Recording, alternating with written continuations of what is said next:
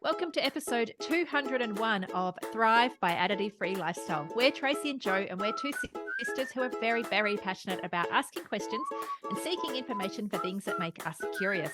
Thrive is a podcast show that will help you lower your toxic load, guide you through various stages of life, and give you permission to ask questions and seek advice on topics you may not yet understand. And that is exactly what we have done with this topic. We heard Jodie talk on another podcast show of a good friend of ours, Amy, and it blew my mind apart. And I knew that we had to get Jodie on the show. So she is going to talk to us about various stages of life in the Ayurvedic way. And it was so interesting. She does most of the talking, which is fantastic because I didn't really know what questions to ask her. And we talk about that at the start anyway.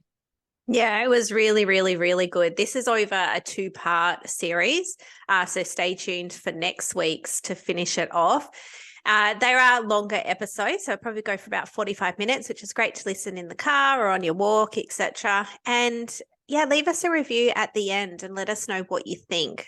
Write into us on Instagram, leave us a review on your podcast, wherever you're listening to this, and we cannot wait to hear what you think. Now, you don't need to be going through perimenopause or menopause to get the most out of this episode.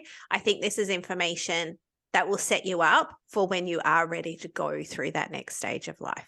Enjoy. Welcome, Jodie. We are super, super excited to have you on our show. I heard you talk on another podcast show, which I shared over our Instagram channels. And I said to Jo, I think we need to get Jodie on to talk as well, because we were just talking a little bit off air then, and we haven't even given Jodie any questions, like any prep questions, which is normally what we do, because I found it so interesting. But at the same time, I was like, I don't really know what to ask to get the most out of this interview. So we sort of said to Jodie, just take over and share your wisdom with us around menopause and perimenopause and the way that you handle it and the learnings that you've taken on. I just found so interesting. As someone in perimenopause, I'm 48 as we record this. And yeah, everything you said to Amy was on her podcast show was just so incredible. So welcome, Jodie, to ours. And let's just get started. Like, talk to us about what led you down this path of wanting to learn even more about this menopausal way. World. Thank you so much for inviting me. It's a real honor to be here. I have been in the world of Ayurveda for about 15 years now. And Ayurveda, for those of you who have never heard of it, is Ayurveda stands for the science of life. It's the traditional medicine of India, and it is 5,000 years old. Oh, wow. It's not really a medicine that's rocket science. It can be taken to lots of different levels, but the way I work predominantly is with food and with lifestyle choices. And Ayurveda treats with opposites, and this is what I love. You don't have to overthink it. And when I started my journey into crossing from, in Ayurveda, we have 3 phases of life. We have your growth phase, which is 0 to 18. And then we have the building phase or the householder phase, which is in the middle of your life from around about 18 to 45. And then we have the forest dweller phase, which is from about 45 to when you pass. And perimenopause and menopause fall in this forest dweller stage. And what I found as I aged was there was a tugging within myself to spend more time in the transformational householder stage and a real reluctance to let go and move into this forest dweller phase. And the more I tried to continue life like a 40-something-year-old and not let go and move into the forest dweller phase, the more my body argued with me. And my body was always winning and I was losing. So that was showing up as heat coming up in the body, hot flushes, a whole lot of anxiety, which I had never really experienced before. It was showing up as weight gain. It was showing up as all the things that show up in perimenopause. And I decided to get really curious and to look at it through the Ayurvedic lens and see what were the things that we were being told as women were normal for this phase and stage of life, and what wasn't normal, and what could be changed if we just made the changes that were really important at this transition phase. So this householder phase is very much what we call a pitta phase. So I'm going to go through the 3 constitutions so you can understand. The constitutions are built up of elements, and Ayurveda believes that we are made up of 5 elements, and those 5 elements occur naturally in nature.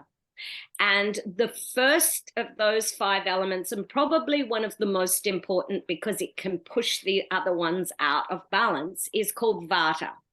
And Vata is ruled by the elements of air and the element of space or ether. So if you as a person naturally have a predominance of these 2 elements, the air and the space, or Vata, as we call this dosha, you will have quite the qualities of that are light, dry, cold, rough, and clear. They're some of the qualities. So I'll touch on those. So you'll naturally be cool. Your body frame will be light, so you will be usually thinner. Your skin might be slightly rough, but often you'll see it as dry. You'll be clear so that you can be quite intuitive, and you might walk into a space and feel everybody else's sort of what's going. You might be able to read a room, and you may be very sort of psychic or intuitive. And then you can have a very clear imagination. But when those things are out of balance in you, you can have a lot of trouble with very dry skin. There's no clarity in the mind. There's a real sense of being overstimulated, so you can't stop anything from coming into your space, or you put too much in your space and then you get very easily overwhelmed. You get dry in the throat, so you may feel like you haven't just got dry skin, you've got dryness inside of the body that shows up as constipation. It can show up as dry hair, dry nails, and it shows up as that Vata lives in the gut and in the mind. So when we see Vata types come into this perimenopause, menopause phase, which is the Vata phase of life, it's like their anxiety, their digestive stuff feels like it's all over the place. And because we live in a world that has a lot of things that create a Vata imbalance, women in perimenopause and menopause then start to feel incredibly isolated. So they're either trying to find some space in their life to process what is going on for them. And if they can't find any space, if they still have children, if they've had children later on in life, they can feel really, really overwhelmed. They can also be put in to a situation where their children are leaving home, and there's a lot of space and quietness in a home that they've never experienced, and that can really create a lot of sadness for them. And they're kind of left with this, they don't know who they are. They don't know where to go. They haven't got any clarity. They're feeling incredibly sensitive, like everything someone says they want to cry. Their body feels very, very fragile because they just are the dosha that is the most fragile. So they're quite easily injured. So they may just think, okay, well, I'm really anxious and someone's told them to exercise. So then they start doing all this movement that creates more agitation and more anxiety. So the way that we deal with this constitution or dosha that rules movement in the body is to give it a routine. And often at this phase of life, it feels like a routine is one of the hardest things to get, because nothing feels normal. Nothing at all feels normal. It feels like our bodies, we don't even know the skin we're living in. So we then give it also, it's dry, so we give it moisture. And we give that moisture through liquid, but warming liquids, not cold liquid. And we give it through a really precious oil in Ayurveda called ghee, which is clarified butter. We make sure that that woman has a lot of sweetness in her life, because it can feel like everything is falling away that once felt precious and sweet. Children are leaving home. Perhaps partners are going through their own menopausal phase as well, because men are aging like women. It's just they're not getting as much publicity about their transitional phase. So that's Vata. So you may be a Vata person, but you also may be another constitution that has spent your life running around, doing lots of movement, flying or traveling or being outside of your home, talking too much and exercising too much and doing all of these things that create what's known as a Vata imbalance, drinking loads of bubbly water, soda water. First thing I do if you come and see me is take your soda stream and you have to put that in the bin, because that's not doing you any favors. Sorry, So lady. this is for a Vata. We're still on Vata. You're still on Vata. Okay. But I start with Vata because so many people, even if they're not a Vata constitution, if you have anxiety, if you have issues with constipation, if you have issues with your gut that shows up as gas and bloating, if it shows up as this inability to sit still, if you're constantly doing, you're talking and you have dry skin, these are all signs of a Vata imbalance. Okay. So what we see in perimenopause and menopause is different types of imbalances. So for some people, it shows up as anxiety, gut stuff, dry skin, joint problems. And for some people, it shows up as anger and heat, which is pitta, which we're going to move on to. And then for other people, it shows up as weight, which is kapha. Okay. But what so can No, please. So I was just going to ask. So I think I'm Vata, Yeah. but I don't have dry skin. So you may not have a Vata imbalance. Right. You know, what we deal with is your imbalance. So it might be your But I have some of those other things. That's okay then. So you've got a Vata imbalance. Right, but just not in my skin. Just you don't showing have up to have all of the things. For Okay. some people, it can show up in the mind, the imbalance. And for other people, it can show up in the physical body. Your imbalance may be that you have got 100 things to do in your diary. And if I said to you tomorrow, take all those 100 things in your diary and use the medicine of subtraction to deal with whatever is creating an issue for you. You may be totally imbalanced and not have a problem. But if it's showing up for you that you cannot sleep, that you're waking up, that you're having issues with other things that involve air and space, you have to look at how you are dealing with the elements of air and space in your life. So how would we do that? Yes, I have a very busy diary. I've got one child out of home, one child still at home. I don't feel like I'm stressed in any way. I feel like, and I've never really been a stressed person. I've always been like, oh, she'll be right. It'll be right. We'll just wing it. We'll just do it this way. Or even right down to money in our home and everything. We're like, don't worry about it, babe. It's going to be fine. It'll all work out. I've never been a super stressed person. I don't feel like I have that in me. I definitely get stressed at times, but I don't feel like that's there all the time. I do have skin issues every now and then, and I know that that is when I'm really am stressed. But yeah, I don't know. but I do have gut issues. I definitely can get bloated. I can definitely get constipated. So there it is. Yeah, like there's so leave the dry skin alone. That's not where it shows up for you. It shows up in your gut. right. Okay. And the gut is the issue because the gut is where your body is absorbing nutrients. The So gut would I is your then mind. So with Vata, with the Ayurvedic way, so you treat it in an opposite way. So obviously the opposite way would be to fuel my body with better food. Like what would be the way? Possibly. It doesn't, I don't know what kind of foods you're eating, but if you're waking up and having a cold smoothie, yeah, change what you're doing because you're already cold. So we're in the coldest time of the year. We're talking in winter.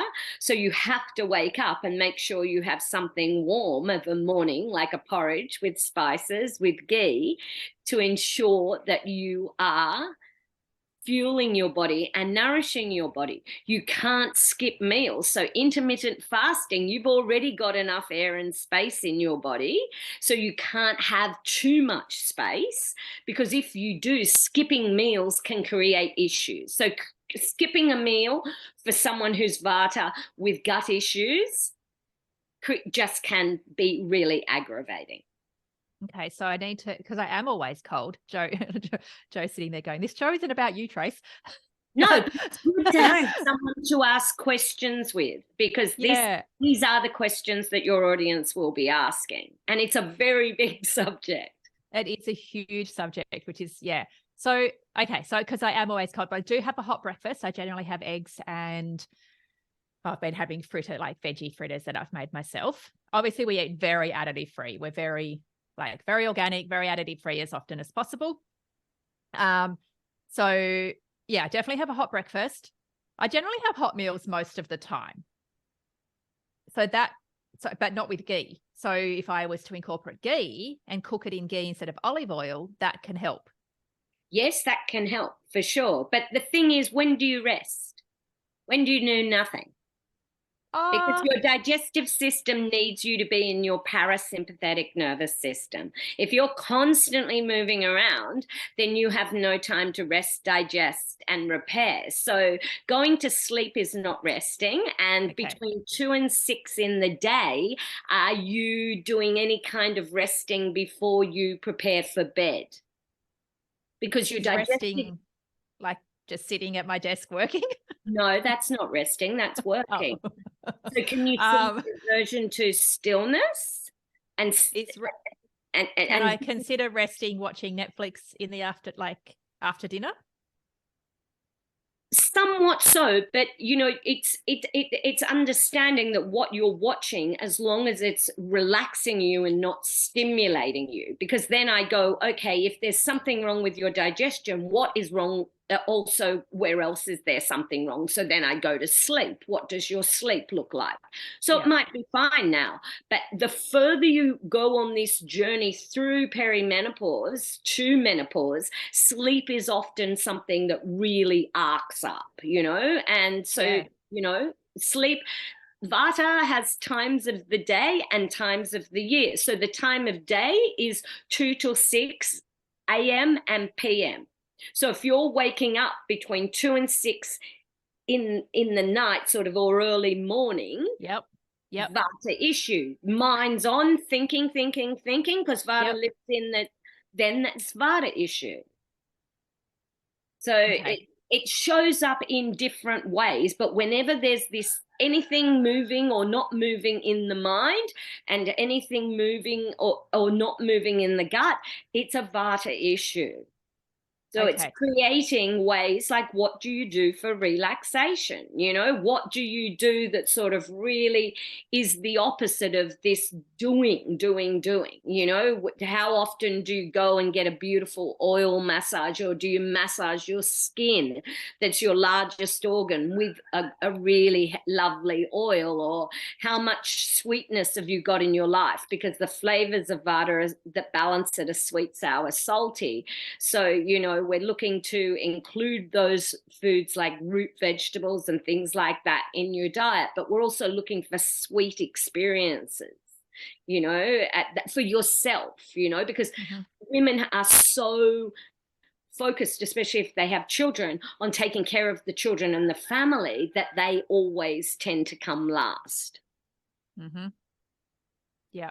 Yeah. Okay.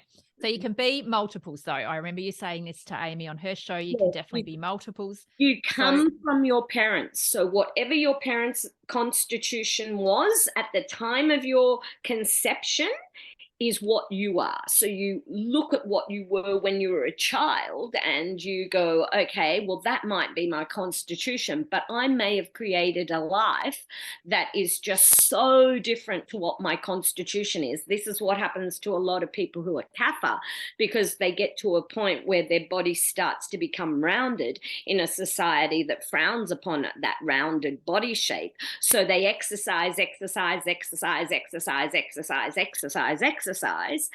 until they have a vata imbalance from not being able to stay still, but they're a kapha constitution. And then come their menopausal phase, they can't not put on the weight, because that's what the body naturally does as a protective thing during menopause temporarily.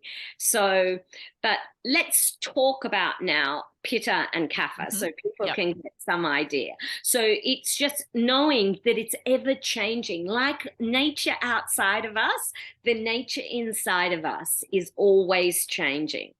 But like increases like. So if you're a vata person, you naturally are going to move, and it's going to feel nice for you, and you're going to go, I feel great moving. But it's not your medicine, because like increases like till it becomes a poison for you, and then it starts being an issue. So if you find it hard to leave space in your life, to hang out, just do nothing, chill out, then that's what you need to do. And most women who are in the Western world coming into menopause, that's what they need to learn to do. It's not moving, it's slowing down, because this is a totally different phase of life for you. It's the forest dweller phase. It's where we kind of go out of that pitta shining brightly phase and we go into the forest, and people come to us and they seek us out for our wisdom. You know, it's about really now letting everything we've learnt just come down into the body and find stillness and find this real kind of clarity that we can offer to younger generations about our experience in life. And we don't have to just go out beating this drum, hustling, you know. The hustle is for the younger people who've got that fuel, that pitta fuel in the tank. So let's talk to pitta now.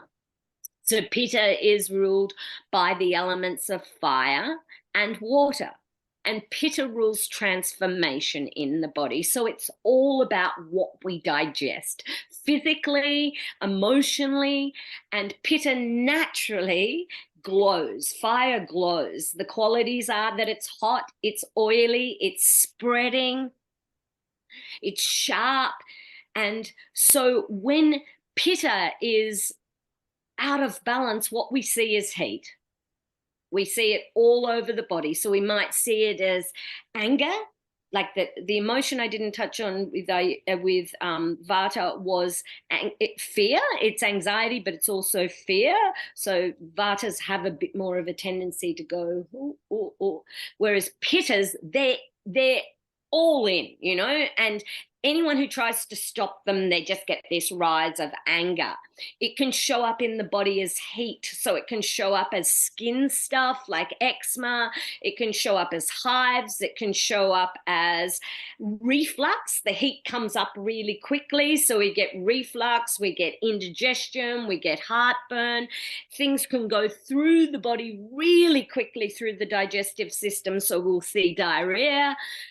We can see a real sharp tongue with pittas. So they'll get so frustrated with people who are just plodding along going slow, which are kapha types, which we'll talk about in a moment. And the problem for pittas when they come to perimenopause and menopause is that they just want to hold on.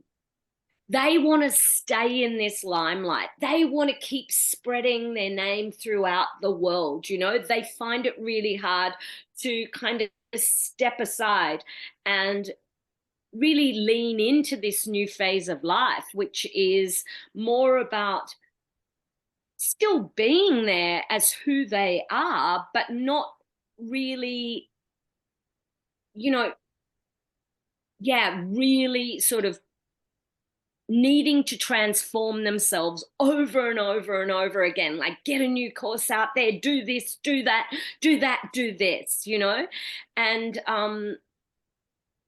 then they can feel some anger about that. They can also feel anger, I know I can speak for myself, about the fact that they actually don't feel like doing that anymore. And they've created a really big business, and now they're kind of, their flame is kind of softening down, and they've probably got 10 more years that they need to work professionally, but it's not lighting them up like it used to. And they might go through phases where it still does, but there's not really this deep urge to be seen in the way they used to. And then there becomes a bit of an inwardly turned anger towards themselves about, you got to keep it together. You know, you've got mortgages to pay, bills, etc. So there becomes this real sort of inner heat and push and pull within oneself. And then there can be a real anger towards younger women as well, because it feels like there's a division now. It doesn't feel like we're in the same sort of paddock as we used to be, all together working harmoniously. It feels like on some level we're being pushed out, but we can't even see what's pushing us out. And it's life. It's the cycle of life that's taking us out gently. And it's how we choose to lean into that. So heat is a really difficult one for most women to deal with. And a lot of women will go on to some type of hormonal treatment to deal with the heat issues, because it becomes difficult when you're in professional situations when you feel like you're peeling your clothes on and off constantly.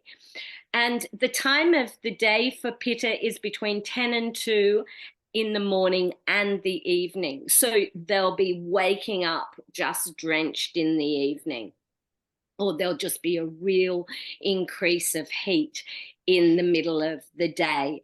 And they'll find that they are feeling very quick to anger at work. There's a real intolerance of other people, and then they'll be feeling quite often a bit of shame with that. They may be seeing skin stuff also happening, or there may be this, just real issue with digestion that they never have experienced before, but it's more burping, it's more things coming upwards.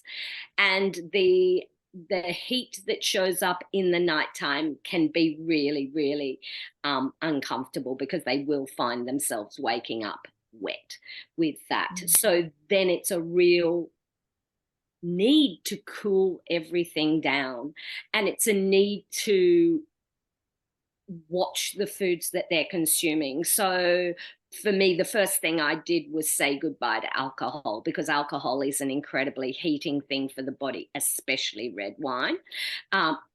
Also meats, processed foods. As you know, ladies, foods with additives are incredibly heating for the body.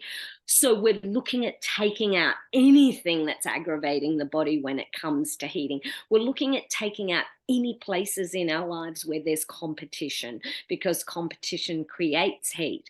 And we're looking at how we can just come to this calmer, cooler place. So instead of doing yoga in a heated room or hot Pilates, it's encouraging my clients to do yin yoga and be softer and gentler with themselves, instead of running to take up walking, with a trusted friend who can hear you and see you, who's at the same age as you.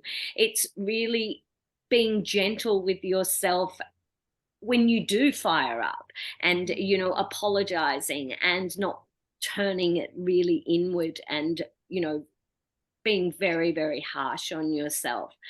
And it's being able to look inward, because Pittas have spent so much time looking outward in the world and solving problems.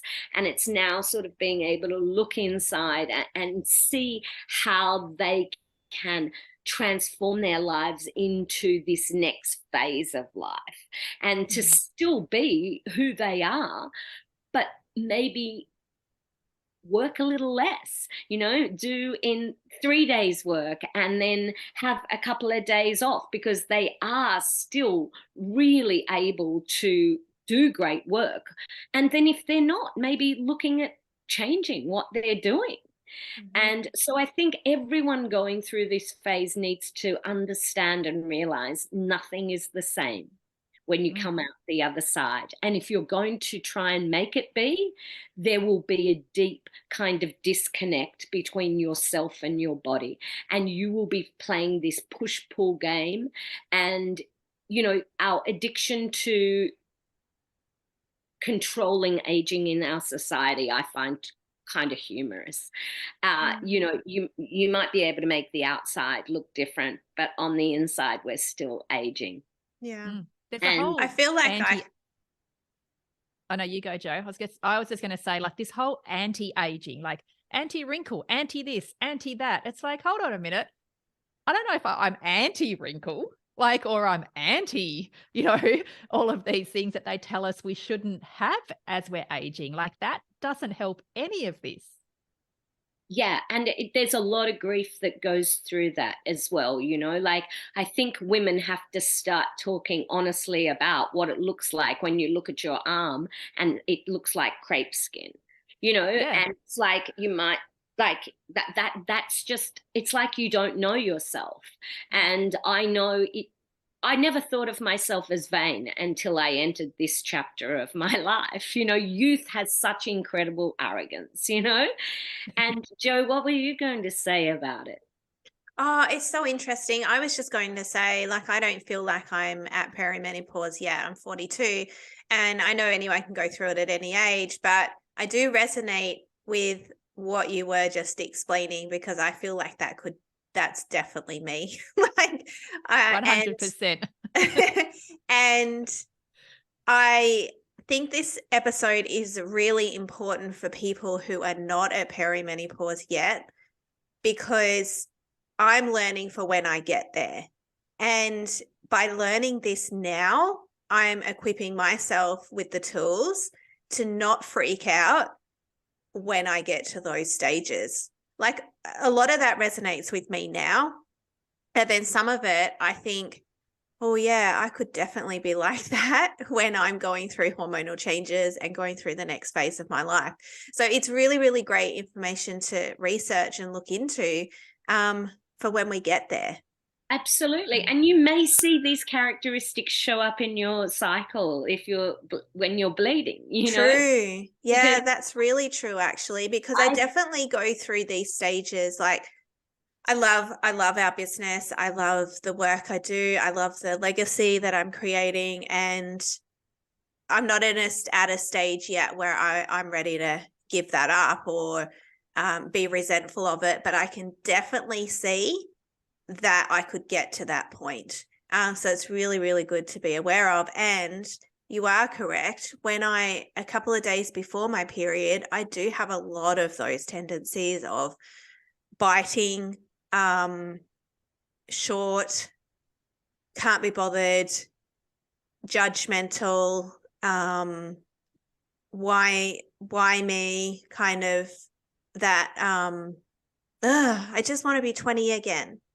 Why do I hurt? Why are my hips hurting? This is not fair.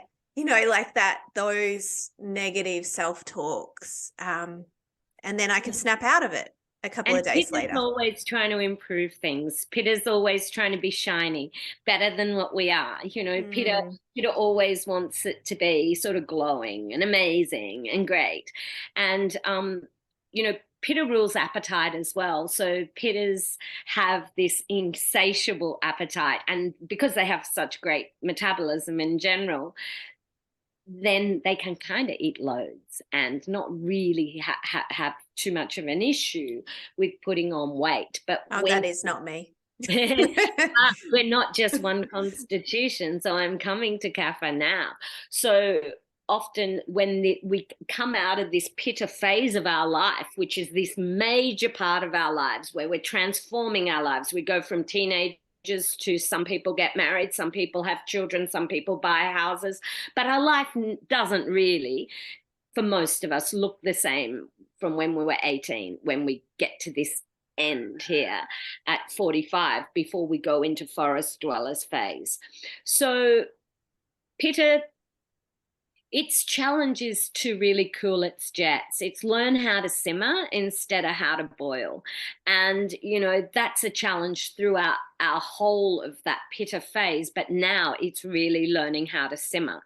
And it's a hard task for a pitta to kind of step back into this kind of place of not being seen as much. That's what happens with aging. No one really sees you as much. There's always a new person on the block. I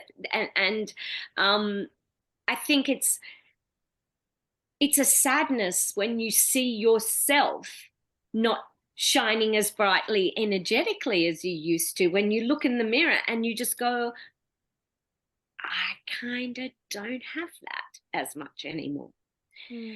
And yeah, I feel sad kind of speaking about that, because it kind of took me by surprise. I was really prepared for the physical stuff, and really prepared for hot flushes, and really prepared for, you know, armoring up with food, because that's what I had spent my life so much in that department. But I think there's not enough conversation around the emotional adjustments that women need to make at this phase of their life, because it can't be seen outside, but there is a huge, I could only say that I felt like I became like I shrunk down into a cocoon, and every part of myself was broken down, and it didn't come out as the same person. You know, it was like I went through a big realization of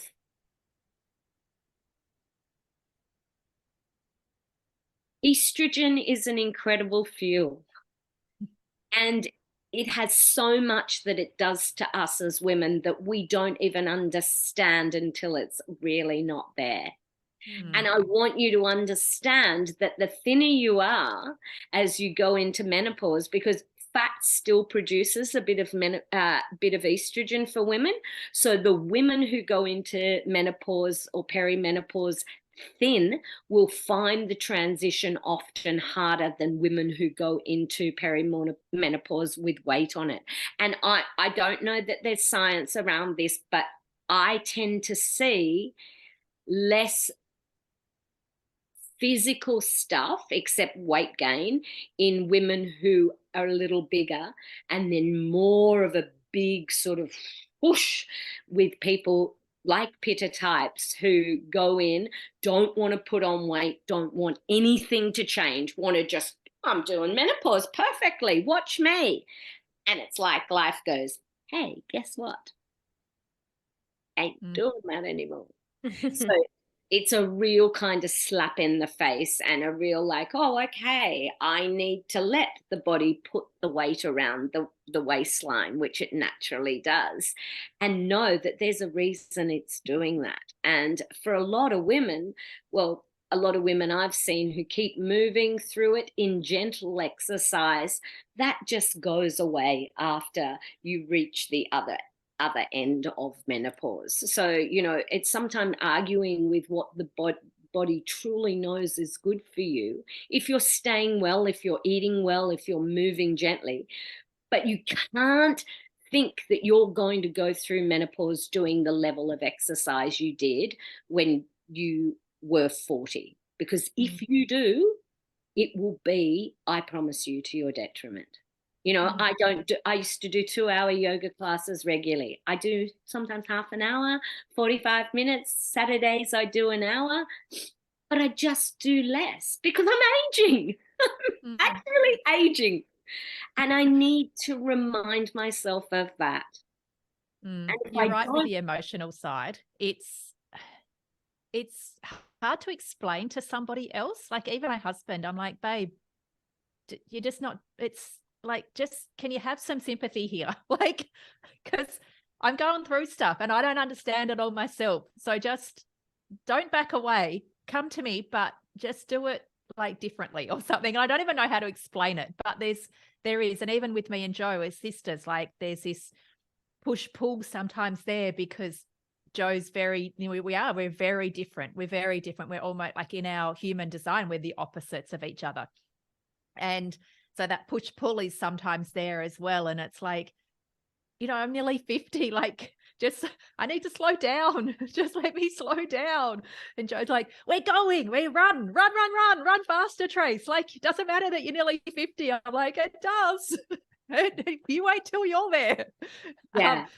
But it's not like I luckily have not found it hard. Like I walk, still get up in the mornings, but I'm slower. I like a slower start to the day now. Like when my kids were little, I was like, boom, boom, boom, boom, get out the door, go, go, go, go, go. And you're right. And now I'm like, do you know what? I'm not getting to work till 9:30 and I'm okay with that. And I have a slower start to the day and it's lovely. And I get into work feeling so much better.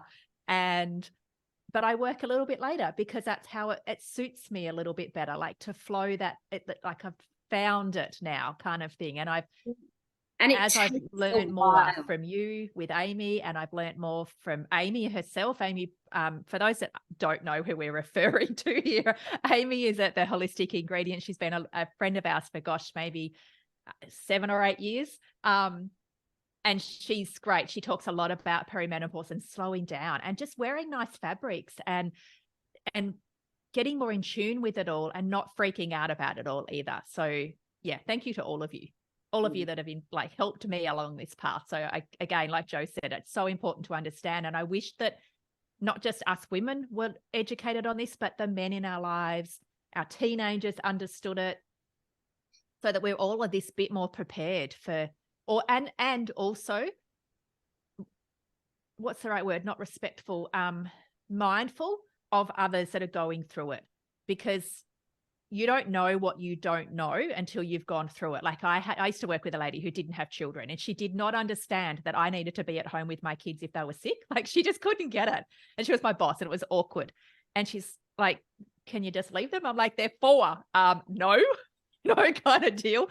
But she ended up having a baby. And then all of a sudden she was like, I kind of get it now, and so this is the same, like, unless you're in it, you're not actually going to get it, but have at least some understanding of it and some sympathy for it, because luckily, touch wood, I don't get a lot of hot flushes. I don't get a lot of those symptoms, but I'm mindful that I can, but I'm also now look around my world differently. And I look back at our grandmother and I think, wish I'd have known, like I could have been a better granddaughter. Or even our mum, mum had a hysterectomy, so she never actually went through menopause, but I think she still goes through cycles of all of this stuff that you've mentioned though with our mum, because she's definitely some of these things that you've mentioned.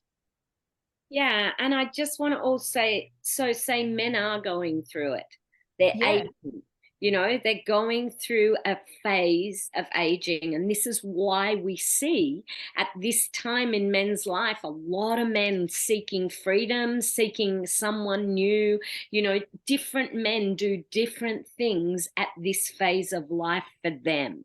So, we're all going through it. And change at this phase, I think, the pitta phase is so much about the mind, and this really comes down into, you have to feel into yourself, and our society has basically discouraged that. It's been like, figure it out with your head, and when you come into this phase of your life, it's really about us sort of saying, okay, how does it feel today in this moment? You know, what are the qualities of air and space? What do they actually mean? And how do you feel when there's a tornado around? Because if you are being that tornado for yourself with this heaps of movement, especially round 2 and 6 in the day, you are creating your own anxiety a lot of the time. So it's like really being mindful of where you slow down in your day so you can come into this gentle preparation for your evening light meal together. And then, because the thing is, at this phase of your life, you are not going to be able to consume the foods that the level of foods that you used, the amount of foods that you used to eat. Your digestive system won't be as strong, even as if it used to be strong. And you will have this very strange attraction to sweet foods. So there'll be this draw to, oh my gosh, like I never was a sweet person. And then, you know, you see older people, they've always got their biscuits, they've always got their toast with jam, you know, and there's this real thing that sweet flavor is grounding, and so is the salty flavor, so the crisps or the peanuts and things that older people have. So true. It is. Isn't it? So true. So, you know, there's a wisdom within our bodies that's trying to get us to still. But routine is everything. Like if you've had children, you know the importance of routine.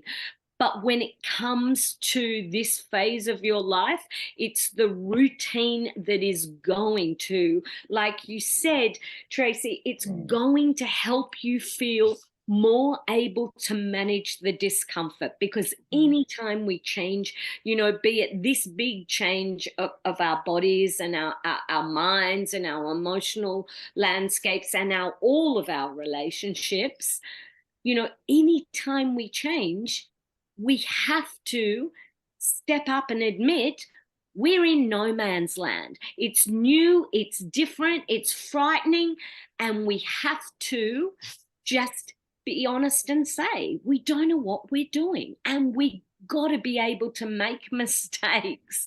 And making mistakes is all about this phase. It's about going, okay, I know I'm not the same person as I was in that phase, so what are the things I can do to create some kind of equilibrium? And Ayurvedically, we say do the opposite to what is actually showing up. So if it's showing up that your energy is up and it feels like it's all moving, slow down. If your skin is light, have more liquid. If skin is dry, have more liquids. If your skin is if you're hot and having hot flushes, you need to cool down. So you need to make sure that, okay, am I still going out to the Thai or the Indian and having excess chili? Am I poking my bear unnecessarily? Am I having heating spices when I shouldn't be having heating spices? Am I having way too much cacao? You know, I know Amy does a really beautiful, good quality cacao. Have that, but have it in a really cool time of the day, which is sort of the morning time, 6 to 10. So have good quality things, but don't have them too much, because intensity creates heat. So anyone you know who's pitta is intense. It's like, let's get it done. Let's like kind of do it really intense. They have intense conversations, you know, they go all in, you know, it's no sort of to the edge and dip, dip, dip, dip, dip. It's like a go. So it's learning how to do things, as you say, Tracey, a little slower. And it's learning how to cool your jets when it is really rising up. So for me, if I've got to have a difficult conversation that I know can possibly end up with me feeling a little heated, I don't have it in that pitta time now, 10 till 2. I have it in the morning, kapha time, which is much slower and calmer and sweeter and gentle. I'll do those difficult conversations then. Oh, that's a good point. Yeah. So that's a good learning point, actually. When is the best time of day to do things? And yeah, okay, that's good, because I'm sitting here and honestly, I'm freaking out. I'm like, I don't want to slow down. Like, don't tell me I have to slow down. That's not going to happen. Yeah. So, like, so That's that not going to happen. Yeah, That's not going to happen. Look at her pushing back. Look at I'm her. not going to get old. I'm not. And it's not Oh, you're going to get old, Jo. Yes, you're going to get old. We're all aging, and stop it. it's a really, I think what's not spoken about enough, and I'll say this before I move into Kapha, are the gifts, the absolute gifts of what estrogen does. I was talking to a client the other day, is it makes you very, very malleable. You have a job here as a female, and that is to reproduce. That's estrogen's job, is to go, okay, let's get people coming in so our bodies can do that. And when that falls away, what happens is you go, okay, hold on a minute. I don't need to like that. And I don't need to sort of be that. And I can choose what I want to say, who I want to be, what I like, what I don't like. And I don't need to be rude about it. And I don't need to be unkind about it. But I don't also need to put other people in front of myself for the first time in a lot of people's lives. And so it gives women this sense of liberation of, okay, I have an amazing softness in my strength.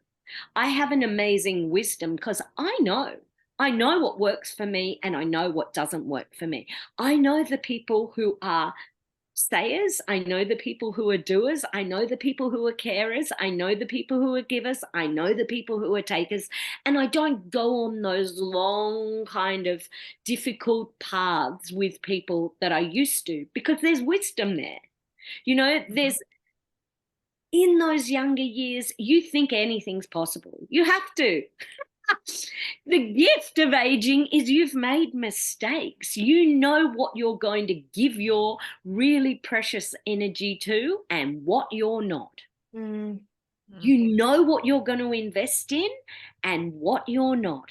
You know that stillness and quiet and a day on the lounge with your dog with a good book can sometimes be way more satisfying than a day at the office doing a job that you've done 100 times before, that you thought it was going to give you a buzz, but you're kind of over that buzz. So there's a reckoning that happens within you and an ability to say no and not care. There's this joy of missing out that sort of could never have been contemplated in those middle years of needing to be seen. And there's just this softening into what is, which is the next phase of life. And I think it's having a real passion for the quality of the things in your life rather than the quantity of things that you have in your life. And when it comes to work, I know when I go to work now, I show up on a totally different level, because I'm choosing to do it. I don't have to do it.